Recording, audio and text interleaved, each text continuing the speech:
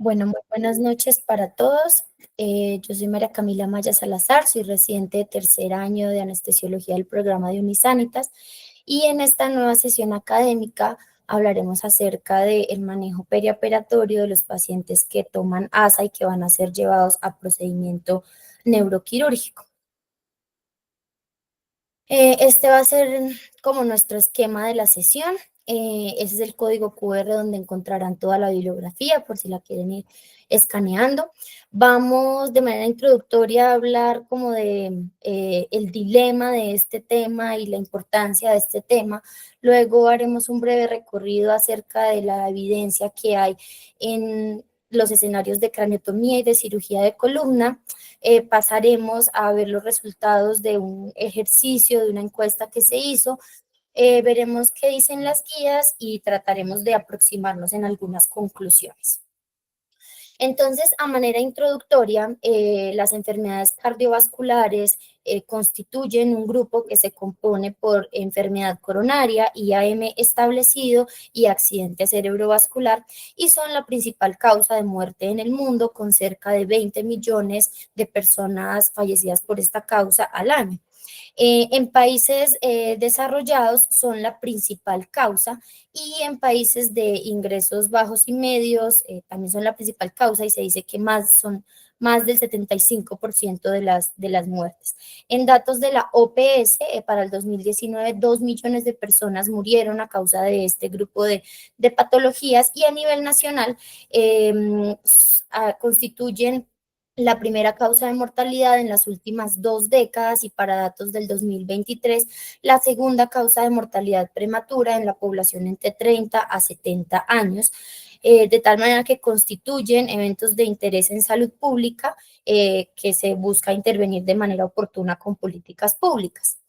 Y en todo esto, pues en esa prevención primaria y secundaria de las enfermedades cardiovasculares, los anticoagulantes desempeñan un papel fundamental, siendo la aspirina el más utilizado dentro de este grupo. Para prevención primaria tenemos la indicación entre 50 a 65 años de edad en pacientes que tienen un riesgo cardiovascular mayor al 10% y que tienen un bajo riesgo de sangrado. Sin embargo, esto con categoría C en calidad de la evidencia. Ahora bien, donde sí ha mostrado pues resultados mucho más contundentes en cuanto a mortalidad es en la prevención secundaria, especialmente en escenarios de infarto agudo de miocardio, de ACV y de isquemia transitoria. Otras indicaciones que usualmente podremos encontrar en nuestros pacientes son aquellos pacientes con enfermedad arterial periférica, vasculitis, cuadros reumatológicos como la fiebre reumática y el síndrome antifosfolípidos y otros escenarios como la pericarditis, especialmente en las 2 primeras semanas, con dosis altas de hasta 500 miligramos 2 a 3 veces al día y en trombocitosis siempre y cuando las plaquetas estén por debajo del 1.000.000. Esto se contrapone con la estadística de cirugía, neurocirugía que tenemos especialmente en nuestro país, donde realmente hay un subregistro importante. En los datos que logré recopilar, pues se dice que hay una incidencia de cerca del 1,4% de tumores cerebrales primarios para el 2015 y en Colombia se ha encontrado teniendo en cuenta pues ese subregistro, una incidencia anual ajustada por edad de 3,4 por cada 100.000 hombres y 2,5 por cada 100.000 mujeres. Esto tiene una sobrevida global importante a los 6 meses del 70% y a los 2 años de más del 40%. Si bien tenemos un subregistro importante en cirugías de tumores cerebrales, es decir, craniotomía, y mucho mayor en cirugías de columna, pues sí los datos de el uso de aspirina, sobre todo en prevención secundaria, pues son muy grandes, de tal manera que en algún momento enfrentaremos a algún paciente en estas dos situaciones y ese va a ser nuestro tema a tratar de cómo abordar esa decisión. Recordemos entonces que la aspirina es un fármaco antitrombótico que bloquea de manera irreversible el sistema enzimático de la COX plaquetaria, previene la formación de tromboxano A2, con lo cual se inhibe la agregación plaquetaria, teniendo una vida útil de 10 días. De allí la clásica recomendación de que si se suspende, se suspende debe ser de 7 a 10 días. Ahora bien, estudios hematológicos más recientes han mostrado de manera teórica que al día después de suspender la aspirina se puede recuperar el 10% de la función plaquetaria. Y otros estudios más adelante, ya un poco más clínicos, han mostrado que se puede lograr una hemostasia suficiente con el 20% de las plaquetas funcionales, lo cual nos diría que con 2 días de suspensión de las plaquetas, pues es más que suficiente. Sin embargo, y ya un poco más aterrizado a la práctica clínica y a la relación riesgo-beneficio, encontramos que la restauración de la función plaquetaria la podemos encontrar a los 4 días después de la suspensión de esta. Entonces, ¿qué evidencia encontramos en el escenario de craniotomía? Bueno, esta es una revisión sistemática con un análisis agrupado publicado en el 2022 por el Acta Neurocirugía de Viena, que incluye 7 publicaciones y un total de 464 pacientes. Ellos, dentro del manejo perioperatorio de la aspirina, tanto en pacientes en los que se continuaba como en los que se suspendía, evaluaron las complicaciones hemorrágicas y las complicaciones tromboembólicas.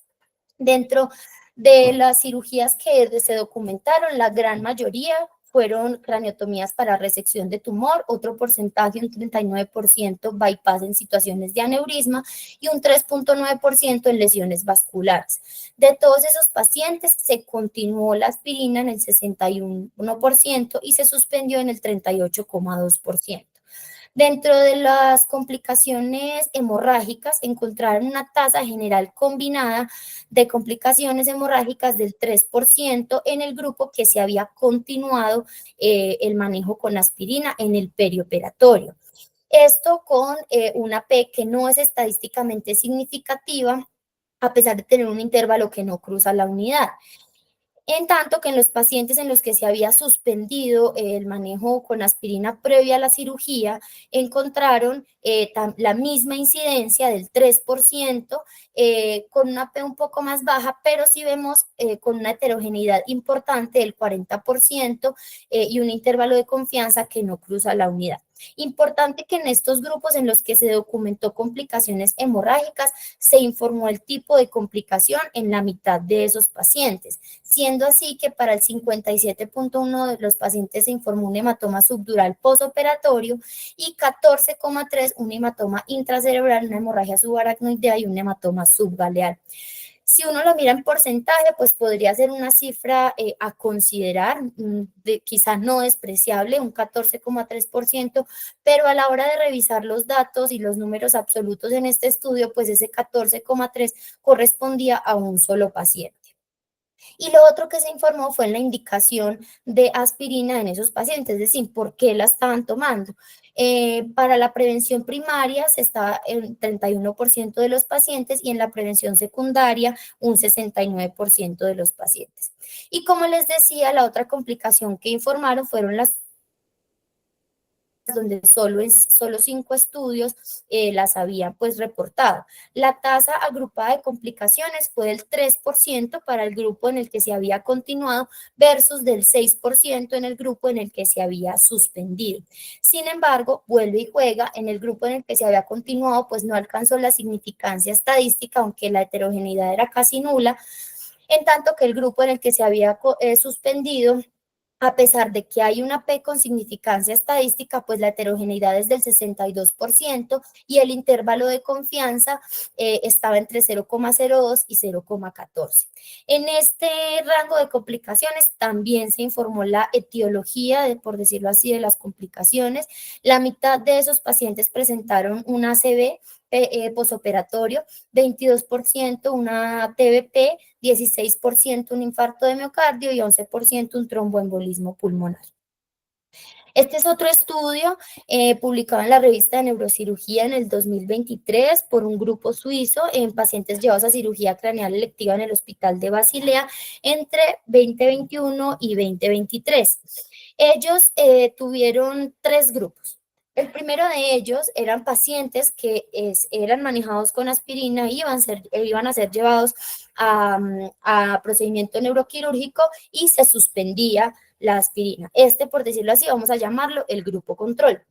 El otro grupo era pacientes que recibían la aspirina y ellos lo iban a suspender de acuerdo a un protocolo que crearon. Ese protocolo consistía en que si era una patología extraaxial, pues no se iba a suspender. Si era una patología intraaxial, se suspendía 2 días antes de la cirugía y se reanudaba a los 3 días.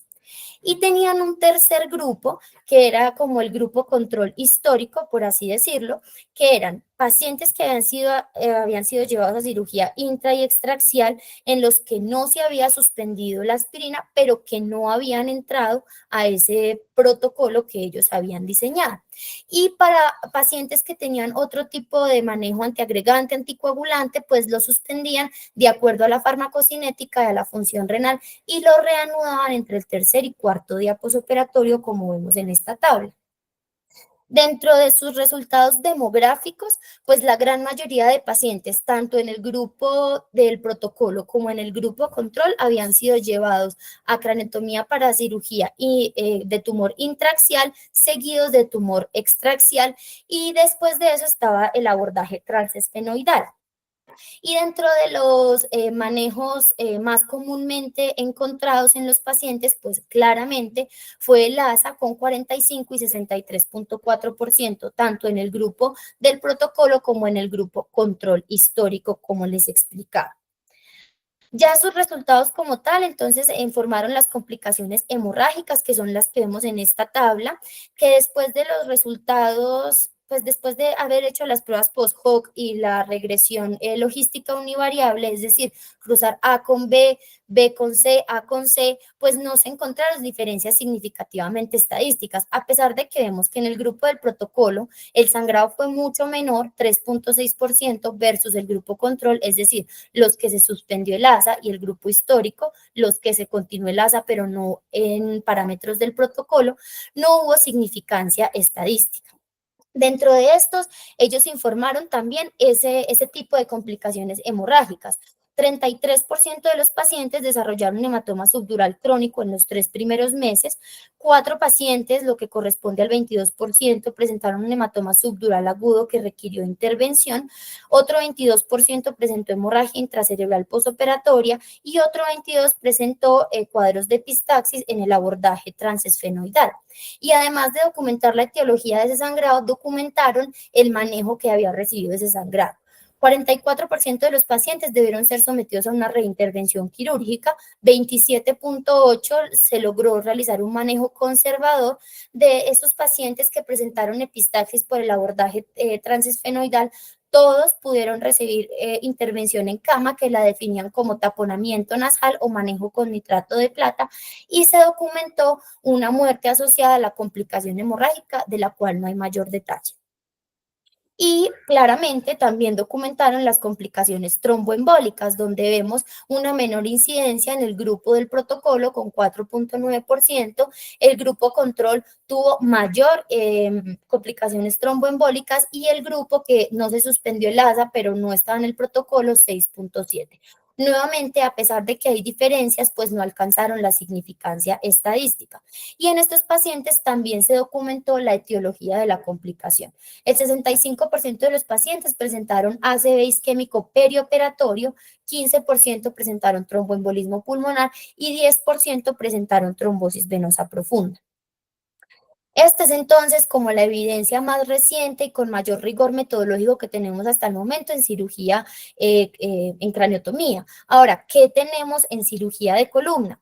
Llama la atención que cuando uno hace la búsqueda bibliográfica, pues uno trata de acercarse a diferentes autores independientemente del grupo del que se encuentre. Es decir, si hablamos de que escribe el grupo quirúrgico, de que escribe el grupo anestésico.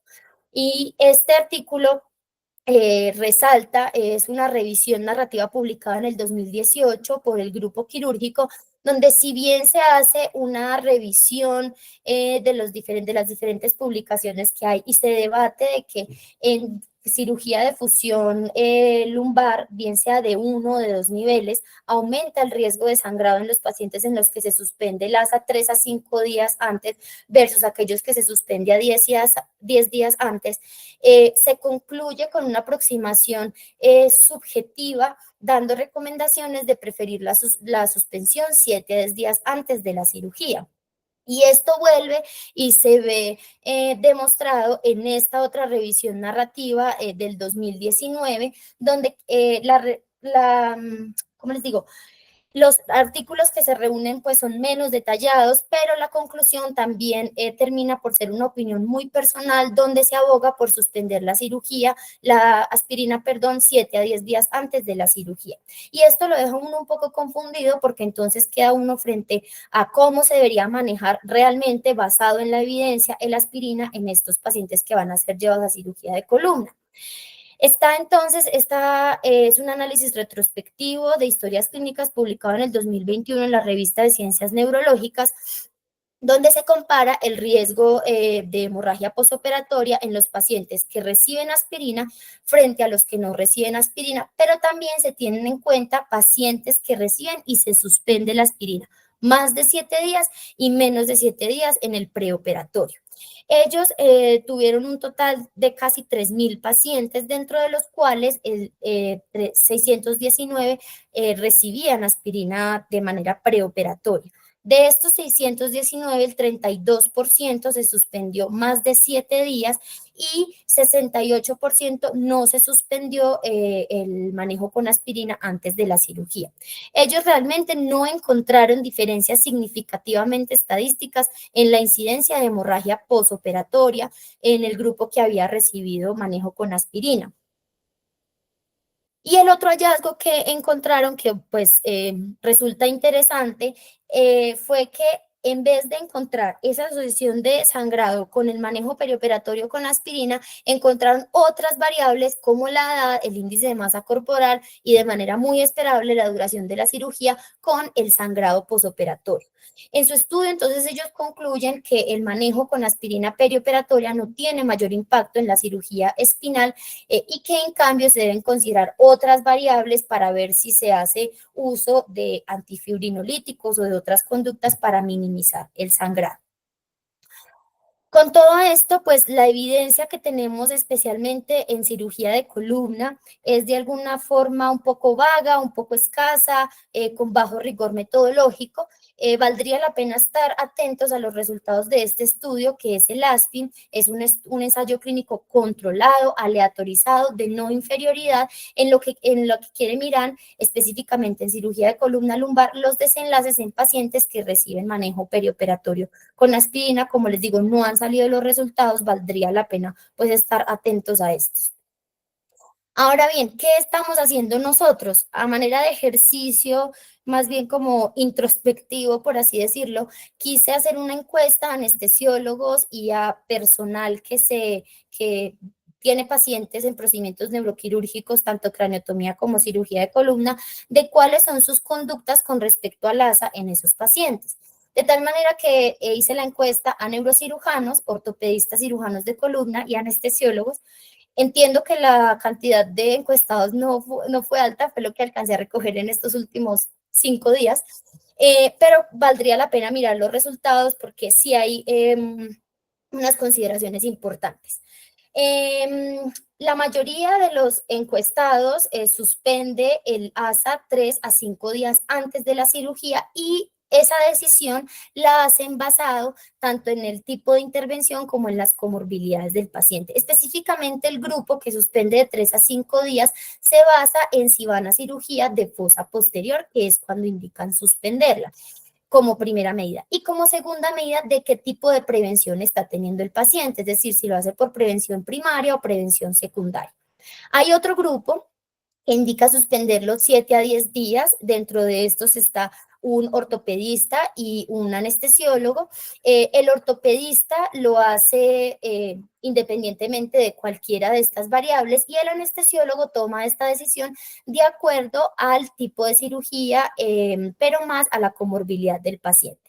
Y hubo Otro grupo que indicaba no suspender el ASA, también dado por un ortopedista, quien lo hace basado en las comorbilidades del paciente. Y esto de alguna manera, aunque en una muestra muy pequeña, nos refleja eso que ya hablábamos de la literatura, y es que hay una variabilidad importante en la toma de decisiones con respecto a la aspirina en el perioperatorio. Entonces, ¿qué es lo que nos dicen las guías? ¿Cómo aterrizamos toda esta evidencia a lo que debería ser o al estándar de lo que debería ser? Recordemos que las guías de manejo perioperatorio de anticoagulantes y terapia antiplaquetaria, pues nos establecen, bueno, y las otras guías también nos establecen que la cirugía intracraneal y la cirugía de columna es per se un procedimiento de alto riesgo de sangrado y que esto lo deberíamos sopesar con el riesgo tromboembólico del paciente, dado principalmente por si tiene fibrilación auricular o si tiene alguna prótesis valvular, pero que en términos generales el ASA lo podemos continuar en todo el perioperatorio. Pero van surgiendo unas discusiones importantes, esto dado en las guías del 2022, donde comparado con las del 2014, clásicamente se hablaba de que sí, en la relación riesgo-beneficio podíamos continuar el ASA, pero si sospechaba que iba a ser un procedimiento donde la hemostasia iba a ser difícil, se debía suspender.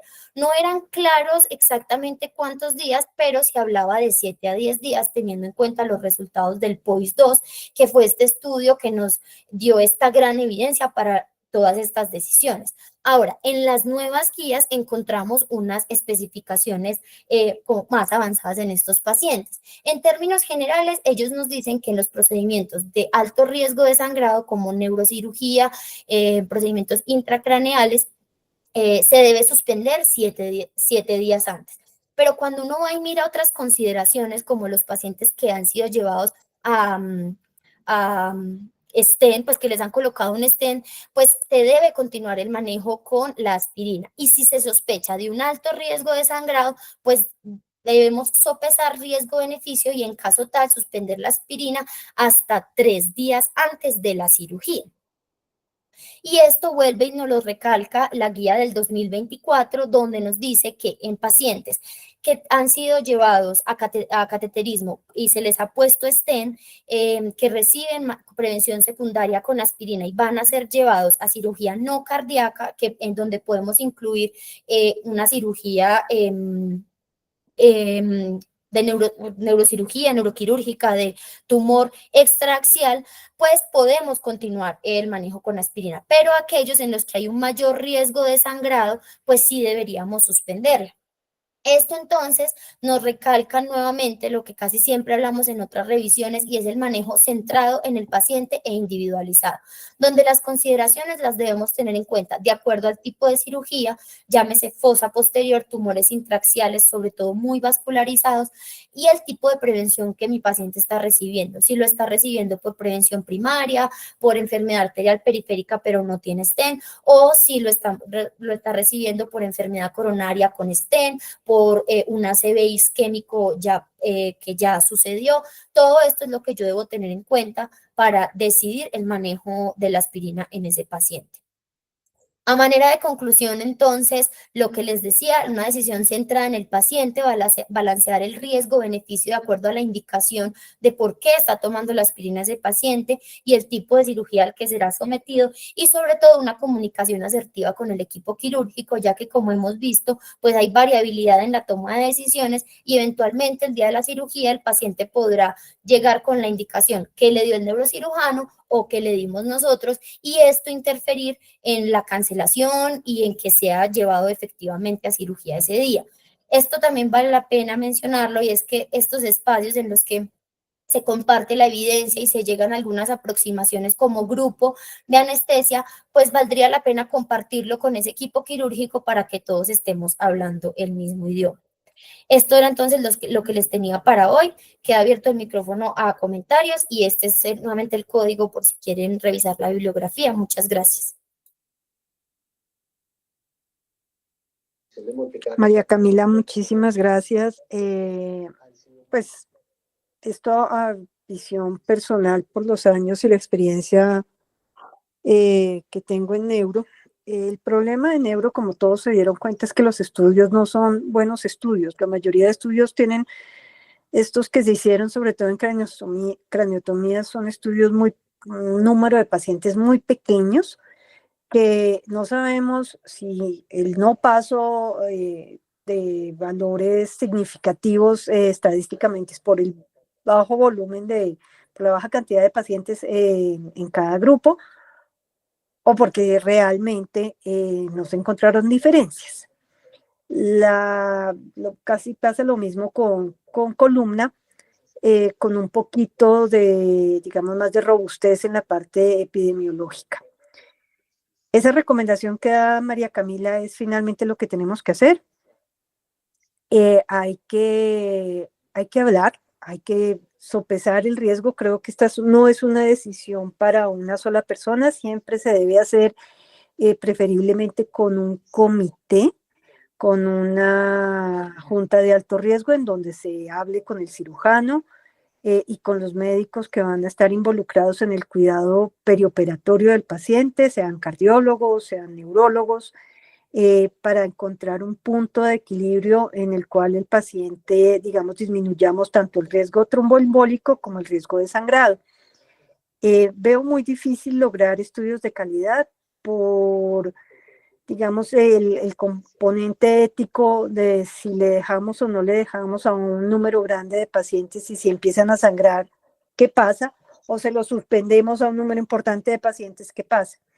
Entonces, por ahora creo que seguimos con una visión de comunicación, de decisiones compartidas en grupo, y la sugerencia es en pacientes de alto riesgo, en los cuales tengamos dudas, siempre tomar la decisión compartida con juntas de alto riesgo o como mínimo hablando con el neurocirujano u ortopedista involucrado.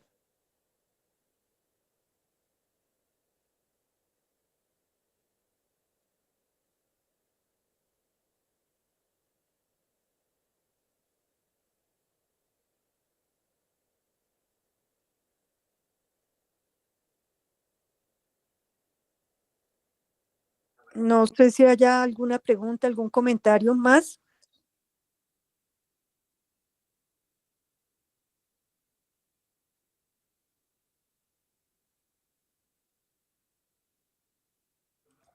Parece que no. Entonces, María Camila, muchísimas gracias por estar con nosotros. Gracias a todos por la asistencia. Quedamos entonces así. Muchas gracias a todos y buenas noches.